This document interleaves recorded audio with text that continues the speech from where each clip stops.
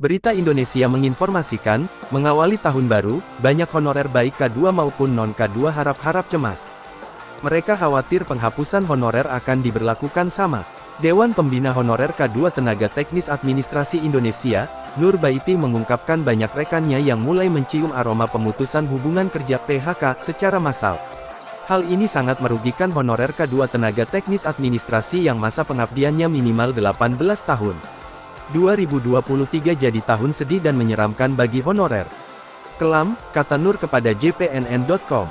Nur menilai pelafalan honorer adalah langkah yang tidak manusiawi. Belum dicarikan solusi terbaik, tetapi justru harus diberhentikan tanpa kejelasan statusnya. Sia-sia pengabdian mereka puluhan tahun selama ini. Di sisi lain, 2023 juga menjadi tahun pengharapan buat honorer, karena tidak sedikit juga kepala daerah, ketua DPRD yang masih memperjuangkan tenaga honorernya agar jangan diberhentikan. Banyak aliansi baik dari pemerintah provinsi, kota kabupaten yang mendatangi Kemenpan RB agar honorer itu jangan dihapus begitu saja. Bagaimanapun keberadaan honorer itu juga diperlukan di daerah, ungkapnya. Nur mengatakan harapan honorer K2 khususnya teknis dan administrasi tidak muluk-muluk. Tahun ini mereka diberikan regulasi serta kebijakan khusus. Berikan mereka mengikuti kesempatan seleksi PPPK dengan berbagai kemudahan. Jangan lagi mereka dibenturkan dengan kebijakan yang sepihak, bahkan merugikan honorer K2.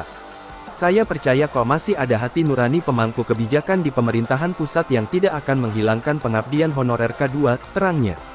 Para anggota DPR RI diminta lebih serius dalam memperjuangkan honorer K2 khususnya karena pengabdiannya puluhan tahun. Program revisi UU Nomor 5 Tahun 2014 tentang manajemen ASN tetap dibahas.